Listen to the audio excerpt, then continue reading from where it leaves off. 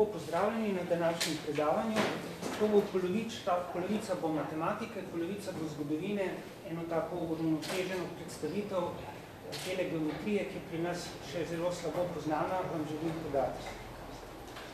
Skratka, predvsem bi se osredotočil najprej na zgodovinski kontekst nastanka in razvoja te geometrije, potem pa na njene matematične značilnosti in karakteristične probleme. Ta japonska različica evklidske geometrije se je pojavila v obdobju, ko je bila Japonska 200 let skoraj povsem izolirana od ostalega sveta, pač zaradi določenih političnih razlogov. Potem pa je bila ta matematika, ki je takrat cvetela sočasno z vsemi drugimi umetnostmi, ki so se takrat lepo razvijale na Japonskem. 100 let je bila pozabljena, potem jo je pa peščica entuziastov rekonstruirala šele v drugi polovici 20. stoletja. V zadnjih desetletjih, nekako od leta 1998, ko se je v Scientific American pojavil tale članek od Tonija Rothmana, pa si ga lahko mogoče malce pogledate, se je pa to zanimanje za to nenavadno različico evklidske geometrije kot en tak požar razširilo po svetu in na zahodu je to neke vrste hitrane.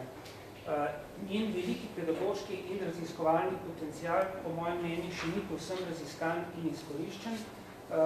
Jaz vam bom skušal samo toliko pokazati, da je tukaj dejansko veliko stvari, ki jih lahko naredimo in upam, da bom jaz tudi en mali košček k temu prispeval, v tem smislu, da vas bom motiviral, morda bo kdo hotel kaj sodelovati v tem projektu. Nekak popularizacije te geometrije tudi pri nas. Poudarek je pri problemih te geometrije.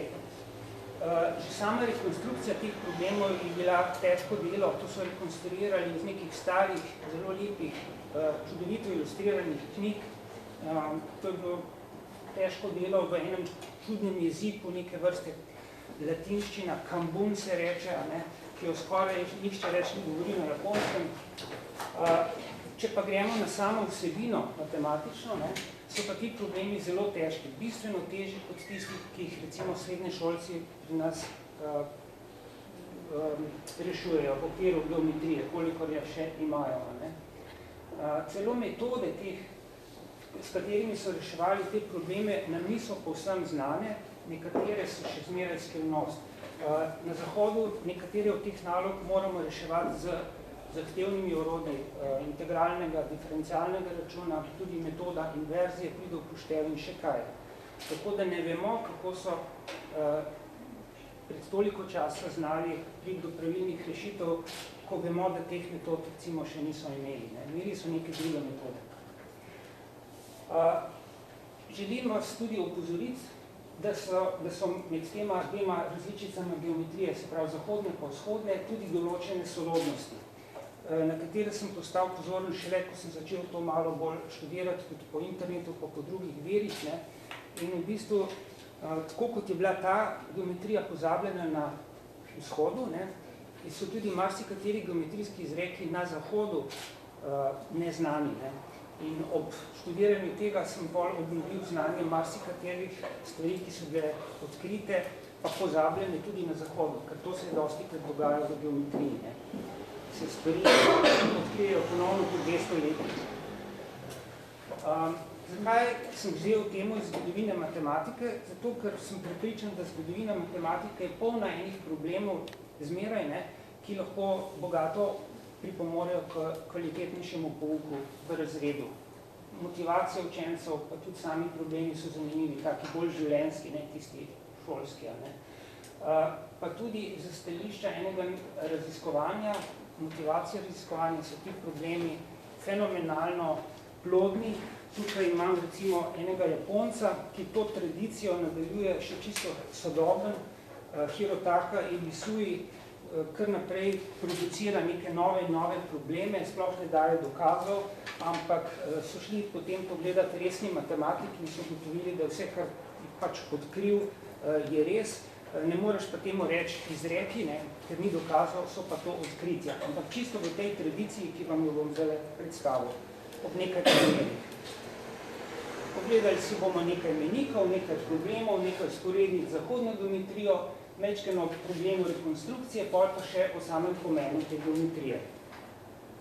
No, lejte, že kako so to geometrijo predstavili nekaj nenavadnega. Ne? Ti problemi so predstavljeni na takih lesenih ploščicah, ki se jim reče sangaku. To so matematične ploščice, izobešene pod strehami šintoističnih pa budističnih templov, po celi Japonski so to delali. In to so jih obešali izobraženci, to so bili v glavnem samoraji, pa so bili kakšni trgovci, pa tudi ženske, pa celo otroci, od 12 do 14 let so nekaj čudovitih problemov izobesili.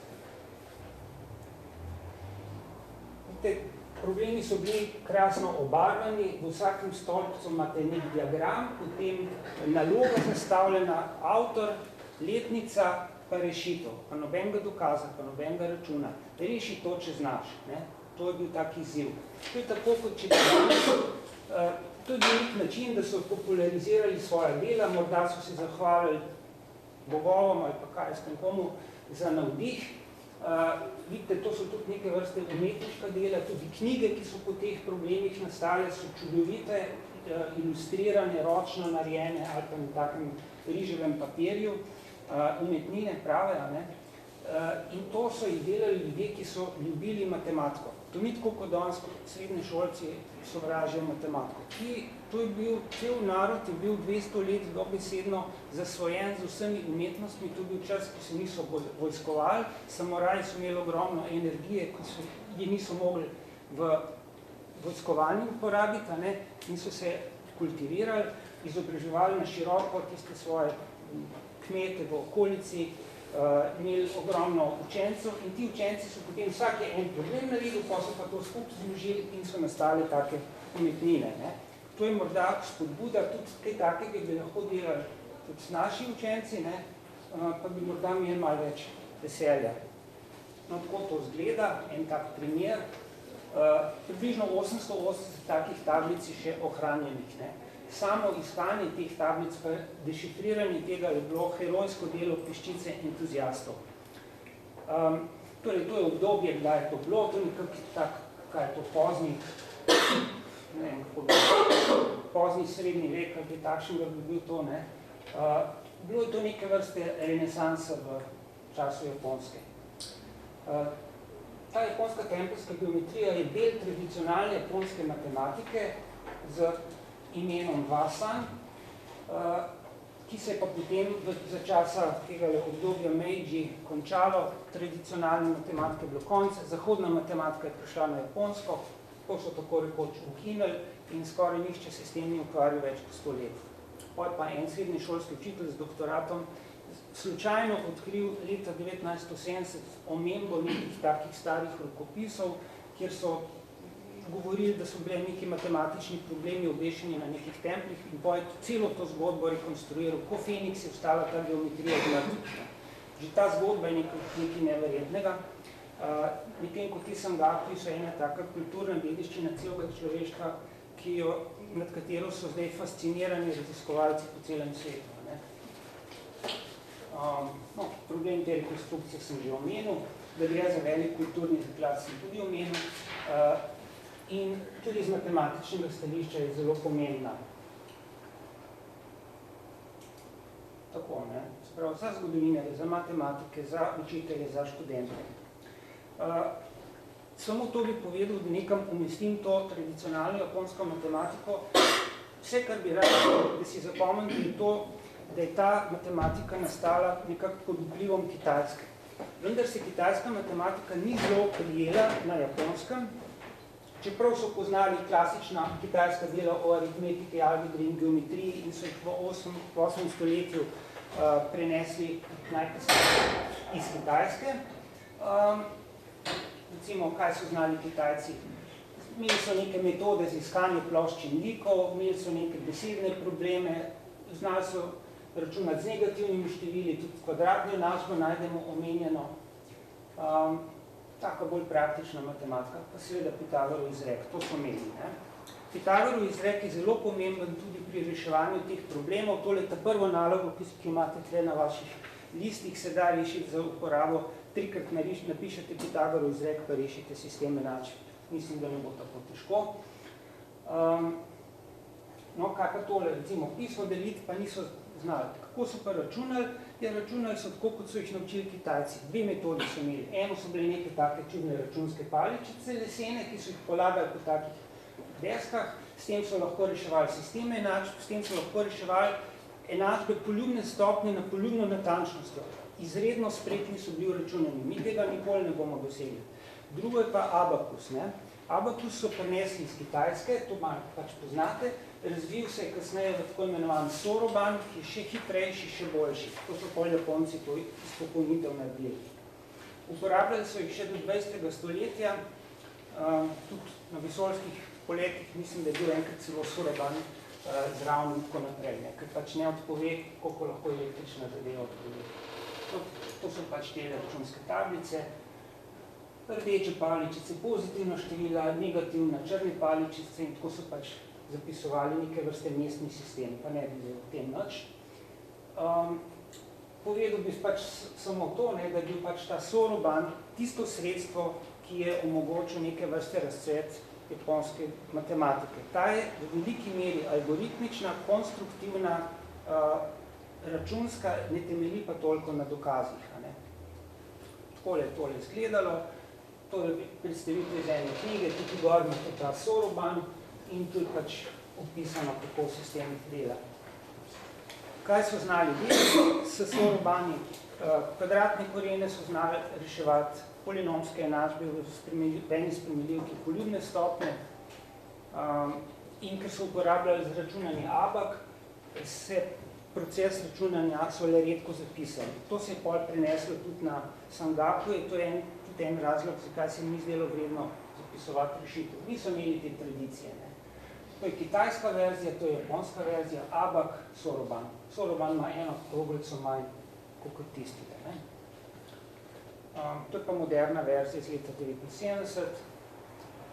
Še danes prirejajo tekmovanje v sorobanu, otroci so v tem zelo spretni, tako se dobro naučijo s tem manipulirati, da na koncu kar slepo takole delajo, pa hitro zračunajo, hitrejš, kot če bi en zahodnjak s kalkulatorjem.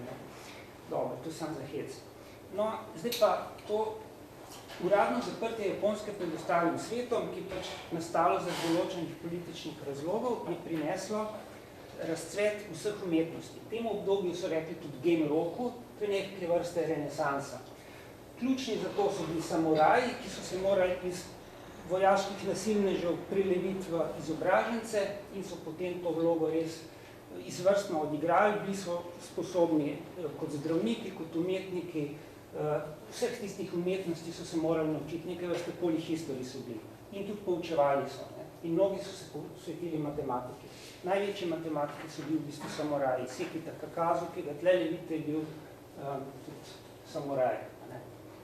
Skratka, vse je cvetelo, to je bil mir, potovali so po celi deželi, niso imeli pa nobenih tujih knjig in nobenih stikov s tujci.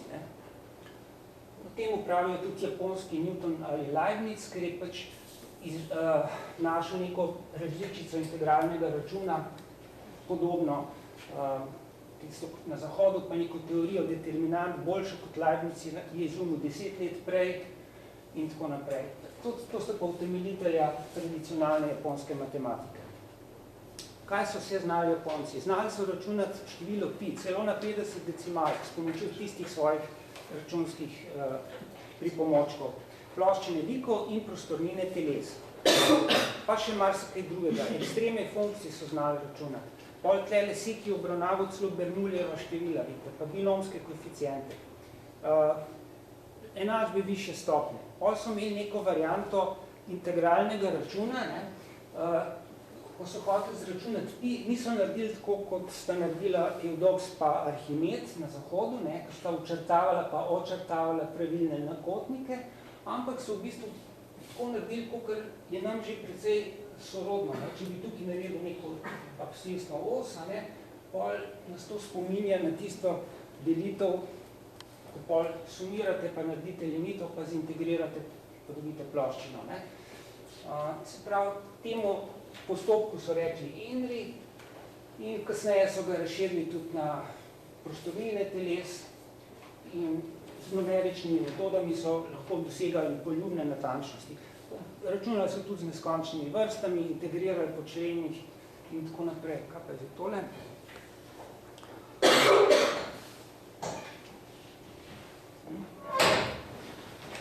Ja, doma pomaga. Okay. Ja, no, niso pa poznali diferencialnega računa, ne? Tako da integralni račun so imeli, diferencialnega pa ne.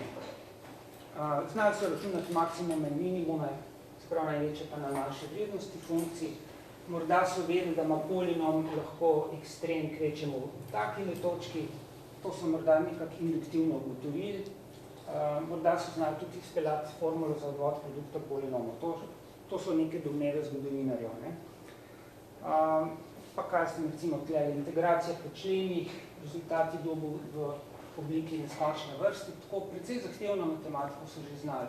Recimo tle najdemo nekaj podobnega, kot je Newton na zahodu naredil, tale koren iz 1 minus x kvadrat, so pač po metodi nedoločenih koeficientov prišli do prvih par koeficientov. No, če si hočemo naučiti japonske matematike, moramo ugotoviti, da so oni drugače razmišljali kot mi. Prvo srečanje s to matematiko je neke vrste kulturni šok, ker ponavadi mi mislimo, da mora biti matematika enaka za cel svet. Tako kot mi danes razmišljamo, to je pravilno in to je edino možno. Pa ni tako, ne? Pa ni tako. Ta matematika je precej drugačna. Ni takšna kot matematika evklidovih elementov, kjer je to nek logičen, lepo sklenjen, lepo razložen sistem, kjer vse sledi iz nekih preprostih resnic. Oni sploh niso razumeli, v čem je poanta aksiomatske metode. Tudi pojem dokaza pri njih nima take vrednosti kot pri nas. Stari Grki so nas naučili, da je treba dati tudi logos, tudi razlog, zakaj je nekaj res. Ampak njim to ni bilo toliko bistveno. Morda so imeli tudi boljšo intuicijo, tako kot tale človek, ta sodobnik, ki kar generira te izreke. Ne vemo, odkot jih jemlje, ampak jih kar generira. S pomočjo modernih računalniških orodij, seveda, ampak glavno orodje je pa domišljija. Sprav, morda so oni močni v tej domišljiji, v teh računskih spretnostih, pač nekaj, kar na zahodu nismo tako razvijali. Nekateri očitajo japonske matematiki, da ne vsebuje nobenih dokazov. Zdaj, to je spet treba tako zelo z rezervo vzeti. To ni zbirka nelogičnih in neutemeljenih trditev, samo oni so dokazovali nekoliko drugače. Nekoliko drugače. Oni so raziskovali tako kot danes, recimo, kakšni diskretna matematika, ko si pomaga z eno magmo ali pa s kakšnim takim močnim orodjem, pa greš pa testiraš neko hipotezo na milijon grafih, pa malo tisto pogledaš, pa potem izboljšaš hipotezo, pa spet testiraš, pa tako naprej. Oni so imeli neke vrste tak pristop.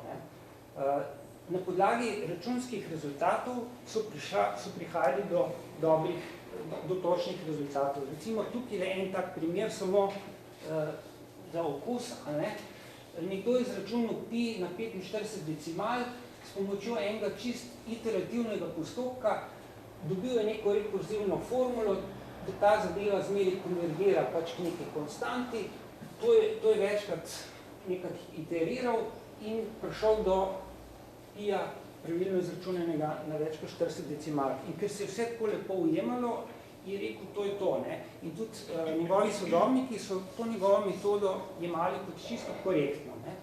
Zdaj, mi tega ne smemo preveč obsojati, ker v tem času tudi v Evropi, pa na Zahodu, dokazi niso bili tako strogi, kot si to želimo danes. Tako da zmeri moramo biti mečken tolerantni do naših prednikov. To je bilo za njih neke vrste metoda dokaza. Včasih so se pa tudi zmotili, naprimer Sekita Kakaze, ta japonski Leibniz ali Newton, je pač Sarusovo pravilo nekorektno posplošil na više determinante, ampak potem so to hitro popravili. Japonsko matematiko sta navdihnila tudi koledar, pa računanje pija. Tukaj so zračunali pišico na 50 decimalk, ker niso poznali te formule, ki je ta čas sočasno obstajali na Zahodu, so si pomagali pri računanju z neskončnimi vrstami. Zanimivo je pa to, da so še v 17. in 18. stoletju so verjeli, da je pi racionalno število in da se ga bo dali do konca izračunati. Da se bodo decimalke tako dalje pač začeli ponavljati. No, seveda si ta njihov izjalovil. Tukaj je zdaj razlaga te besede va-san. Va je japonska, san je računanje. Japonsko računanje, to je drugi izraz za tradicionalno japonsko matematiko. Jo-san je pa ta zahodna matematika, ki je pregazila to staro japonsko. No tako, zdaj gremo pa k problemu. Dosti te zgodovine. Z lepoto in matematično vsebino so ti sangakuji, ti problemi na teh matematičnih tablicah, in od tega največjega samoraja in matematika Sekija ta pokazuje. Tistega, ki je žumil, tisti enri, tisto krožno načelo, kako se integrira po krogih in tako naprej.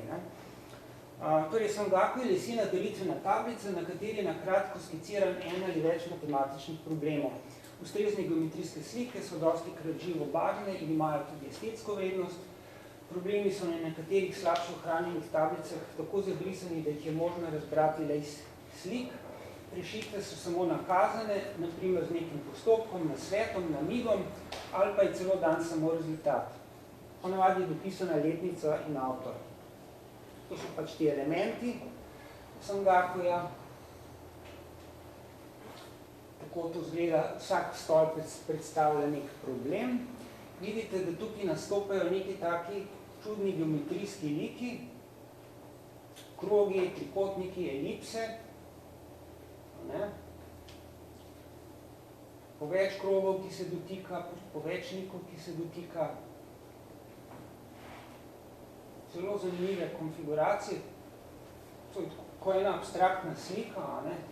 In ponavadi je treba potem iz te slike razbrati relacije med velikostmi ali pa dimenzijami teh likov.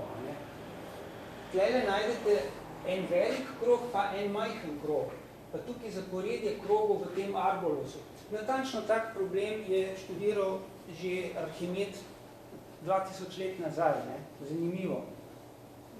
Ista naloga čist nekje na drugem koncu sveta v drugi kulturi. Pa so pa take stvari, ki jih ne najdemo nikjer drugod. Pravokotnik, pa nek polkrog, pa dva polkroga, pa krog narisan tako, da se vsega tega dotika in tako naprej in spet neka razmerja med temi krogi. Zanimivo je pa to, da so ta razmerja dostikrat celoštevilska. Prav neverjetno. Ali pa tukaj jaz lepše vidim kot vi, tu imate nek krog, pa sami skladni krogi okoli njega, tlele jih je pač 8, lahko jih je tudi več. Točno take strukture je na Zahodu študiral Steiner, Steinerjevi krogi. Imaš en krog, pa noter drug krog, pa nafilaš vmes manjše, skladne in tako naprej. No, potem so pa začeli te probleme tudi zbirati. Približno 100 let potem, ko so se pojavile že prve kolekcije, prve zbirke teh problemov. Ponavadi je nek matematik rešil vse probleme določenega območja, pa dodal še kakšne nove probleme, odprte, pa rekel, no zdaj pa rešite to, če znate. Tako kot danes pač pišemo članke, pa pol na koncu je rubrika odprti problemi, ista zadeva. Niso vsi problemi na teh matematičnih tablicah samo geometrijski, nekateri vsebujejo tudi diofantske probleme, se pravi, iščete celoštevilske rešitve nekih enačb, sprašujejo tudi po prostovinah teles, včasih imate tudi kakšne ekstremalne probleme. Elementi so pa tile, povsem drugačni kot pri zahodnih nalogah, ponavadi. Krogi, elipse, trikotniki, premice, ki se dotikajo. Včasih se dotikajo krogle in elipsoidi, se pravi, včasih imate to tudi v 3 dimenzijah. Zelo težki problemi. Za njihovo reševanje je potrebno uporabiti dobesedno vse, kar smo se v osnovni in srednji šoli naučili o evklidski geometriji, včasih še tudi kako metode više matematike. No, zdaj pa gremo na par slikic, tako da boste imeli malo občutka. Tipični problem, zmeri se te zadeve dotikajo. Zdaj, najprej se moraš sploh vprašati, kako bi to naredil. Kako bi to narisal? Imam kvadrat, pa imam nek četrtino kroga, pol tukaj urišem spet nov kvadrat, pol nekako moram narisati ta krog. To je pa lahko zdaj že problem, kako zdaj ta krog konstruirati. pa kako ta krog konstruirati. Na internetu imate, mislim, da točno za tole nalogo, kako se to konstruira, mislim, da je več kot 40 korakov. Več kot 40 korakov z orodji teh dinamične geometrije to konstruirajo. Če hočete pa to z šestilom pa ravnilom, je pa to še težje.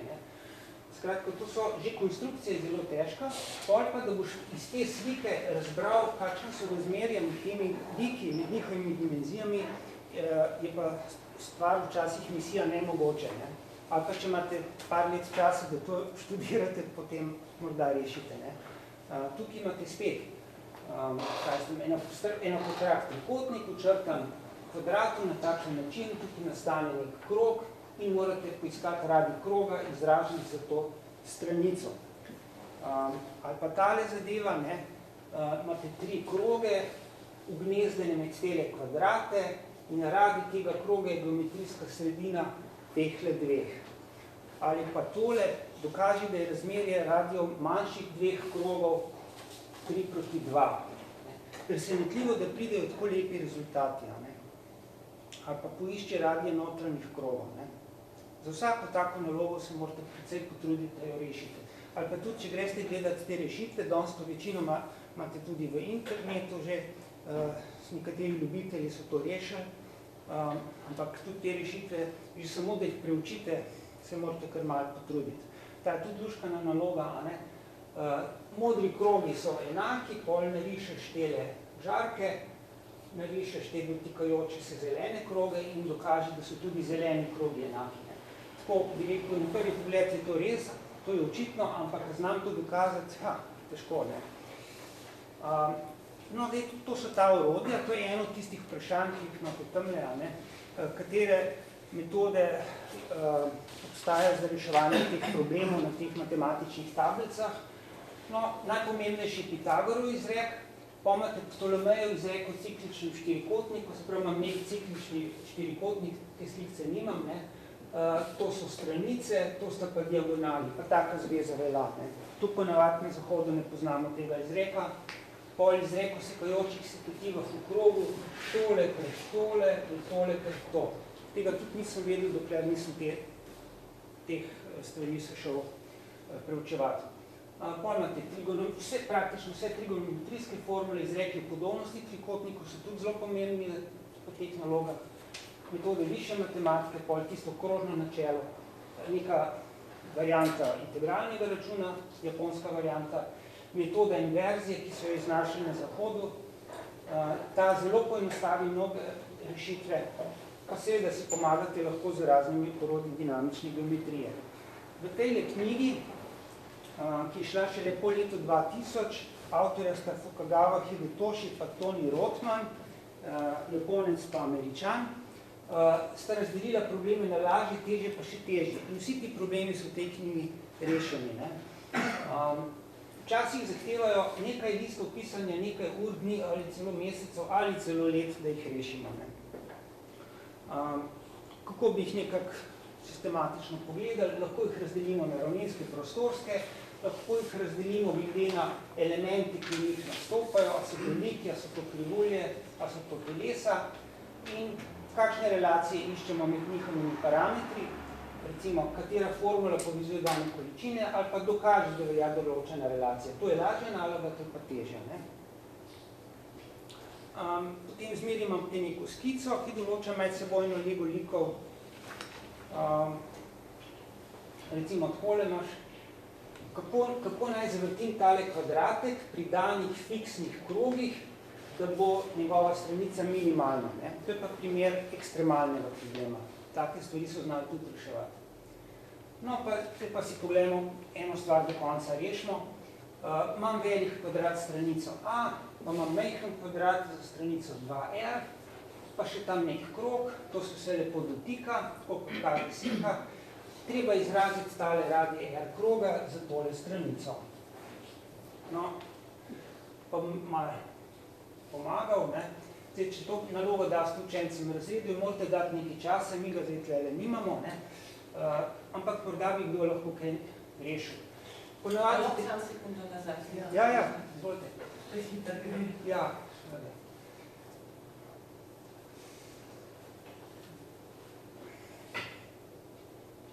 mi videti, kako je ta črta, kako gre ta črta?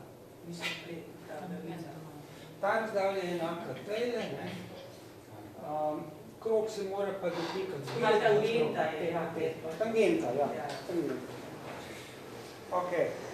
Ponavadi, če hočete rešiti neko geometrijsko nalogo, morate kako črto potegati, ali pa črto, točko, krog, ne? No, zdaj, če bi to dal v razredu, bi morda kdo našel, ali pa ne bi, če ne bi, pa bi jim rekel mogoče bolj konkretno, pa narišite diagonalo, ne? Zdaj, po verjetnostnem računu, če ne bojo nič razmišljali, bojo napočno diagonalo naredili, s katero si ne moš nič pomagati, ne? To malo se hecam. No, seveda je treba narediti tole diagonalo, zdaj pa tako rekoč stvar jasna, ne?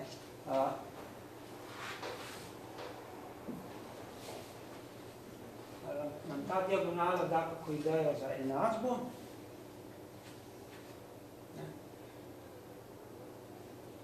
Zdaj pa že vidimo, ne? Tale del je znan, če imam 2R, ne? To je pol 2R, to je iz 2, to je R, tukaj pa zvezan, tukaj ima preostalima že deloma, ne? In dobim R izražen za. Skratka, Pitagor izrekli tako. No, to je pa že malo težje. Imate 4 skladne kroge z radijem R, pol pa tale 2 krogca sta skladna, tam pa morda drugačen radi, ne vemo, ne? Izrazi PSQ. No, to pa dobite nek tak čudni sistem enačb. Ta naloga mi je posebej všeč, oziroma njena rešitev, ne, tako čisto tehnično. Najprej moš neko novo neznanko upeljati, pa takoj zatem eliminiraš iz sistema enačb. V bistvu napišeš 3-krat Pitagorov izrek, najprej ga napišeš za tale trikotnik, pa še izraziš tole rdečo črto kot vsoto 2R plus P. Tole je bila pa nova spremenljivka, ki smo jo upeljali in potem jo eliminiramo. In potem je to samo še računanje in se izkaže, da je ta izraz enako nič, natanko takrat, kadar je P enak Q in problem je rešen. Tako da pri večini teh problemov je stvar, kako dobite enačbe. Če dobite ta pravi enačbe, pa sam še algebra, pa sprednost reševanja enačbe. Tale zadeva je tudi zelo zanimiva. To si lahko predstavljate tudi tako, da tole migate, sem pa kaj. Tele točke lahko se spreminjajo, ampak če imate tako narisano, da tudi tale točka pade na to premico, potem se da pokazati, da je ta stranica dvakrat daljša od te. Tisti, ki je to originalno nalogo zastavil leta 1826, je v rešitvi zapisal samo učrtajte tele dodatne kvadrate, pa kontemplirajte sliko in boste videli, da je rešitev trivialna. Kot danes rečemo, očitno je. Zdaj, meni ni bilo nič očitno in sem se moral kar malo pomočiti, da sem tole dešifriral. V bistvu so nekako 3 koraki. Nekako upoštevaš, najprej moraš se prepričati, da so tele stvari skladne, ki so enako pobarvane.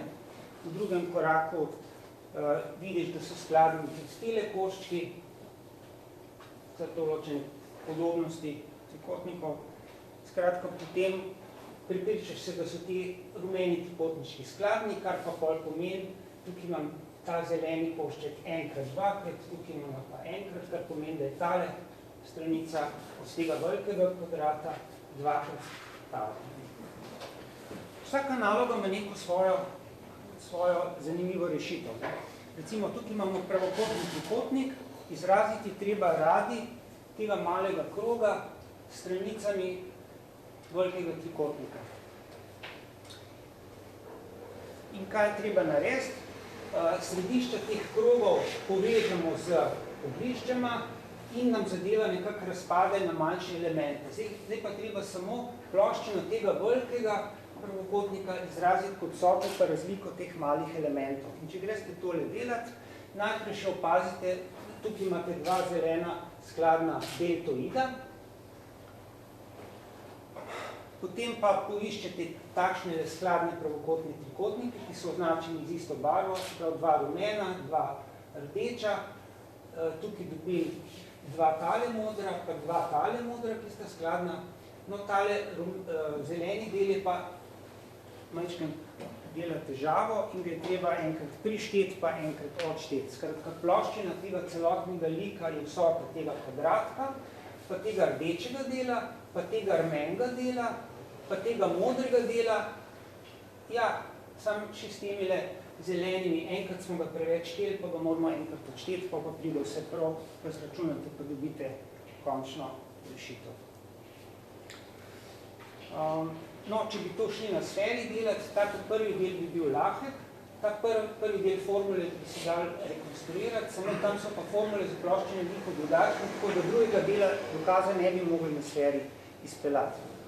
No, tako, to je bil za vzorec nekaj problemov. Vidite, da so zelo drugačni, zelo težki. Ali smo imeli na Zahodu kaj podobnega?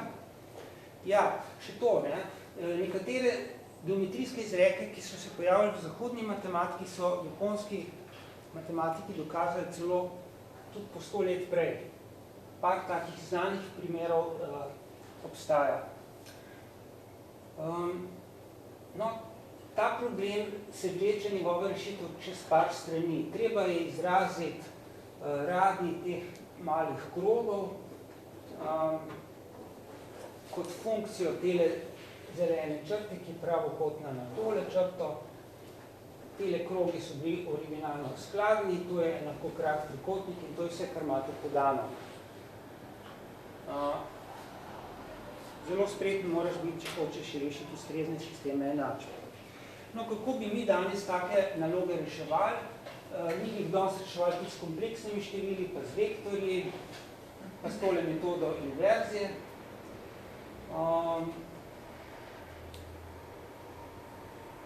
No, tukaj sem malo razmišljal, kako bi to z kompleksnimi pa z vektorji reševali. To je čisto tehnika ali je to brez veze.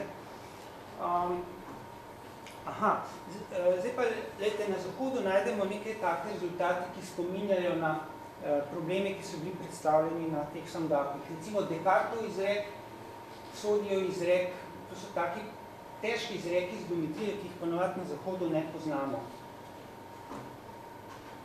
Ali pa tole, recimo, circle packing teorem, predvsej moderna zadeva, ki so pač moderni matematiki znašali, da se da vsak ravninski graf v bistvu modelirati z dotikajočimi se krogi. Temu se reče kontaktni graf, ali pa tudi coin graf, graf kovancev, ali pa tangentni graf. Ne? To spominja na te probleme na samdaku. No, tale Descartov izrek se pojavi nekje na enih kot teh tablic, nekako povezuje ukrivljenosti teh krogov, če imate 4 kroge, ki se dotikajo v 6 točkah, bodi si tale 4. krog notranji ali pa zunanji, pol obstaja določena zveza med ukrivljenostmi teh krogov, ukrivljenosti pa recipročna vrednost od radija. Prav to formulo so oni že poznali.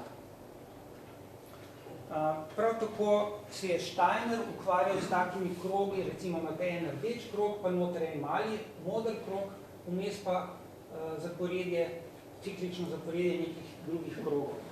Take Steinerje verige so pač preučevali tako na Zahodu, kot tele Japonci tudi. Ne? No, ali pa ta slika, ki sem jo že omenil, ne, se pojavi na enem Sangakuju, pa že Apolonij o tem razmišljal, pa Papus je takih stvarih razmišljal. Sprav, obstajajo usporednice med temi zadevami. Sodijev izrek morda tudi ne poznate, se pravi, če imate eno kroglo, pa v njej 2 krogli, ki se dotikata med sabo, obenem se pa vznotri dotikata te velike krogle.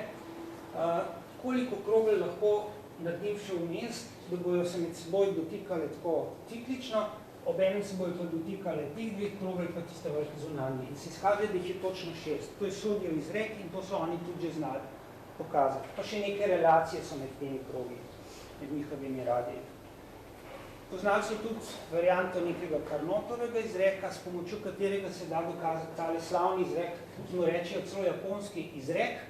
Pravi pa tole, če imate nek ciklični poligon, pa ga triangulirate z diagonalami, dobite neke kroge, če seštejete njihove radije, ta rezultat neodvisen od triangulacije. Ne?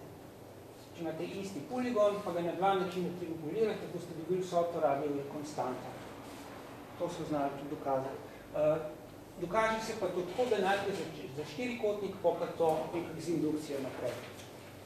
No, pol je taka čisto tehnična metoda inverzije, ko jo za hodnjaki uporabljamo. Inverzija točke glede na krog, se pravi, če imam jaz neko točko, pol iščem tukaj eno drugo tako točko, da bo produkt teh dveh razdalj OP krat OP črtice, se pravi tole krat tole, mora biti radi na kvadrat. S pomočjo tega se da take čudne konfiguracije, recimo tisto v Arbolusu, pretvoriti v take konfiguracije, ko so vsi tisti krogci potem enaki in potem samo prevedeš nazaj v originalno. Kaj pomeni ta relacija, ki je preprosta v drugi sliki za izvorno sliko? No, tukaj pač problem te rekonstrukcije teh problemov je težek, a ne? Redko kateri se je šel z tega sploh lotiti, redko kdo zna te stare jezike. V glavnem pozabi jih je pa rešil en sam matematik, ki je v 18. stoletju popotoval po celi Japonski, pa zbiral te tablice, pa si zapisoval svoj popotni dnevnik. Ocenjujejo, da je bilo vseh tablic okoli 5000, bile so raztresene po celi Japonski. Danes imate tudi na internetu locirano, kje so bili v katerih templih, ko lahko vse najdete te barvne slike. To je bil en problem, ki ga je ta potujoči matematik prav, da ga je reševal 4 do 5 let. Tukaj imate nek enakokrak trikotnik, dva skladna trikotnika, pa spet neki krogi in je bilo treba izraziti tole višino z radijema teh dveh krogov. Je rekel, grozno težko, raje bi kaj drugega delal. No, ta Hidetoshi Fukagawa, to je pa avtor tele knjige, najboljše knjige trenutno na zahodu o Sangakujih.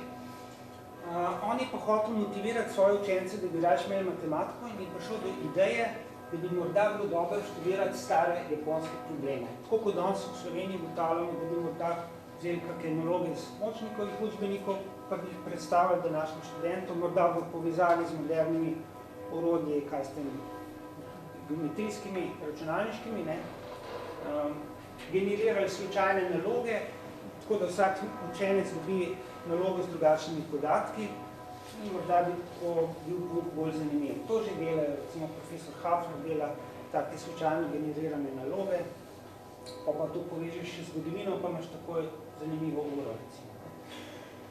Torej, on je začel okoli leta 70 zbirati te stare knjige, ogromno jih je zbral s temi problemi.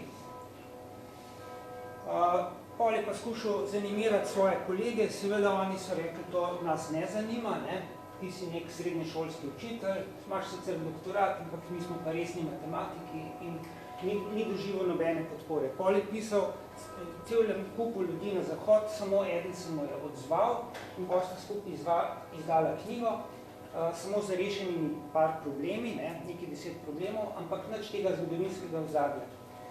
In pol je slučajno tale Američan, Tony Rothman, enkrat zagledal tole knjižco, pa enem kolegu, oziroma tisti mu je podal v roke in ta ni mogel verjeti, kaj to je, in pol nekako sta skontaktirala s tem Japoncem, to knjigo sta naredila, tako ne, da bi se kdaj v živo videla, samo po mailu sta si pisala in 2008 je šla.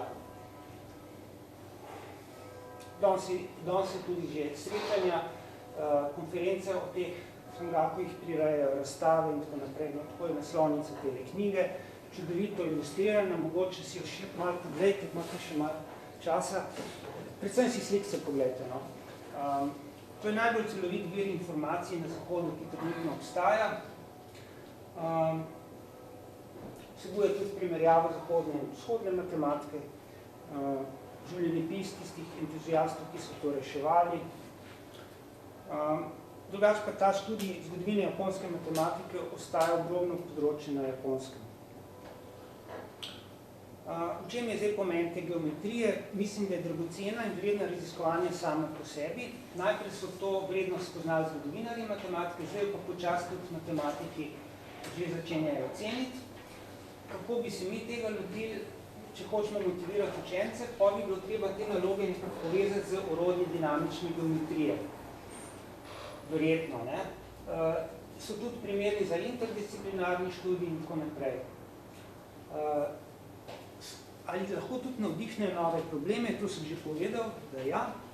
Imamo tlele živ primer.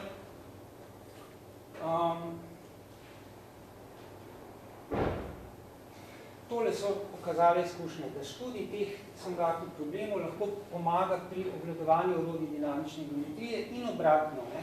Orodja te dinamične geometrije lahko pomaga pri študiju teh problemov in se tako nekako igrajo, lahko naučijo enega in drugega. Lahko se naučijo in izmišljanja novih problemov, reševanja problemov, razvijajo svoje matematično mišljenje in tako naprej. Dinamične konstrukcije so večinoma lažje kot konstrukcije z šestilom in ravnilom.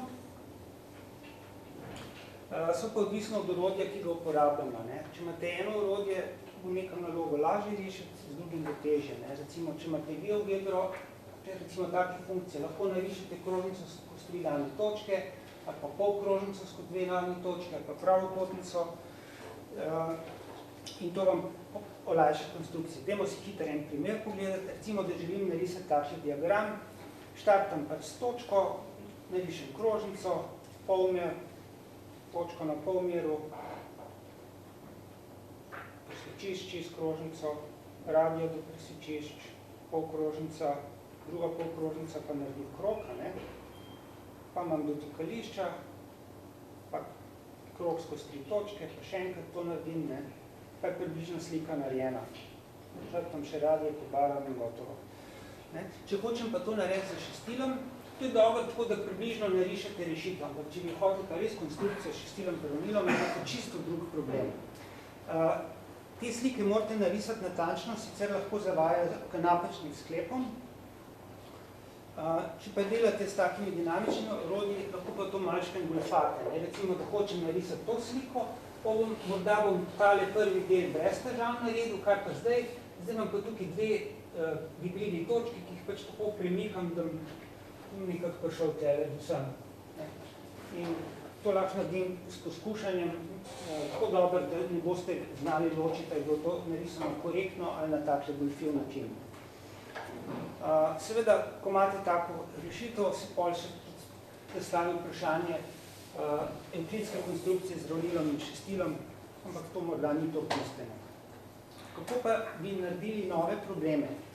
Ja, lahko tako naredite, ne? Imate nek diagram, pa pozabite nalogo, pa si izmislite drug tekst, drugačno vprašanje k istemu diagramu. Ali pa tako, ali pa naredite tako. Imam vprašanje, pa zbrišem sliko, pa isto vprašanje zastavim za drugo sliko. Ne?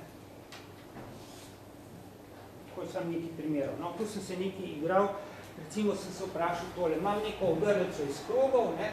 Zdaj me pa zanima, ali lahko zmeri na tem tukaj noter dodam nove krogce, tako da bo tale tangentni graf trianguliran. Ne? Pa je odprt problem, recimo, pa ga lahko poskuša rešiti. No, to smo že povedali. Potem za GeoGebro lahko razlikujete tudi take gibljive konfiguracije. Ne? Recimo imate takole v ogliščih povezane kvadrate in to lahko migate sem in te in dobite recimo tole zadevo ali pa to. In sta na prvi pogled zelo različni. Ne? Take stvari so lahko tudi zelo zanimive za učence, da jim to pokažete. Ne? Se naučijo take stvari konstruirati. No, pa sem imel še take hece, ne? Sem imel nekak točko, pa tele kvadrate, ki izhajajo iz nje, pa sem pa tole točko premikal, pa se je izkazalo, da je tale krožnica konstantna. Pa sem našel še cel kup takih primerov, ne. To mi je prav ta študij teh Sangakujev dal idejo. Ne. Pač razlik je pa v tem, zakaj je ta krožnica enaka, ja, ker se pojavi nek skladni trikotnik. Pa sem to dokazal z vektorji. Pa recimo imate tako tudi slikce, ko gibate tole točko, iz katere grejo pač enakostranični trikotniki, ki imajo neke točke pač zafiksirane, ostale pa ne. In ko to točko gibljete, tale elipsa ostane skladna. še bolj čudni primeri, recimo, tukaj nimate simetrije, imate 2 kvadrata pa trikotnik, pa ena točka izmeri fiksirana na krožnici, ko tole vrtite, se krožnica spet ostaja nekako skladna. Če bi dodali še barve, bi to izgledalo kot moderni sangaku. No, zdaj, kako bi študirali tole naprej, bodi si, da gledamo te sangakove tako kot historično, kulturno, zgodovinsko zanimivost, ali pa, da jih študiramo tako na resen način, ne? Da bi skušali sistematično reševati, pa pogledati, ja, malo klasificirati probleme, pa s katerimi metodami se dajo rešiti, pa tako naprej, pa s katerimi orodji, dokazati kakšne splošne izreke, raziskovati nove sangakove probleme, morda najti nek način za slučajno generiranje teh problemov. Možnost je neskončna. Ne? Poanta je pa tega, kar bi želel, da odnesem od tega predavanja. Jaz sem prepričan, da sangakovi, oziroma ta problem japonske tempovske geometrije lahko močno obogatijo pouk matematike, če boste znali to nekako povezati. Te zgodovinske naloge morda z modernimi računalniškimi orodji. Tega imate ogromno na internetu, idej, že izdelanih zadev, samo tipkate sangaku in boste do vsega tega lahko prišli. Sprav, en način je to, da skušate čim bolj poglobljeno raziskovati originalne probleme, lahko pa ste tudi morda bolj ustvarjalni, pa nekako po vzgledu teh problemov si skušate izmisliti nove probleme, kjer se neki liki pač dotikajo, pa skušate najti relacije med njimi. Recimo, lahko tudi takole rečete, ne? Takega problema še nisem najdel, ne? Pa sem si ga pač zmislil. Imam neke 2 sinusoidi, sinus pa kosinus, pa se vprašam, kako naj tale krogec tukaj noter naredim, da se bo dotikal teh 2 krivulj, pa da bo imel maksimalno ploščino. Ne? Pa je morda to naloga za analizo. Ne?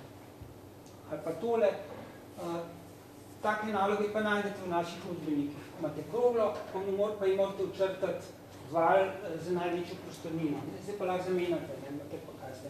Val pa včrtate kroglo z največjo prostornino. Če pa niste zadovoljni s kroglo, pa vzamete elipsoid in tako naprej. Lahko pa še tole, ne, ker zdaj smo se ves čas gibali v območju ravnine, evklidske geometrije, lahko pozabite evklidsko geometrijo, pa vzamete sfero, pa na sferi gledate, vzamete nek krog, pa mu včrtate neke določne manjše kroge, pa se greste vse te iste probleme na sferi, pa bo to še neskončno težje. Se morate pa naučiti še formule sferne geometrije. Ne? No, tako. Tukaj imate neke osnovne literature in virov. To bom jaz dal na spletno stran tega predavanja, tako da kdor bo hotel, bo tole najdel. Članke, knjige, pa sem tudi opis tele knjige naredil za obzornik. Pa imate rešene probleme, pa imate o Sorobanu, pa o Abakusu, pa imate neke interaktivne rešitve, ko se te zadeve gibljajo. Veliko zanimivih geometrijskih problemov najdete tudi na tej spletni strani. To si pač pol raziščite iz vsega tega, kar boste imeli na spletu. Imate tudi animacije, pa prikazi klasičnih evklidskih konstrukcij. Tako da to, kar sem vam danes nekako sam pojmovno razložil, boste lahko dejansko osvojili, kolikor boste pač časa v to vložili, če boste malo poštudirali, kaj je na internetu. Tako, hvala za vašo pozornost.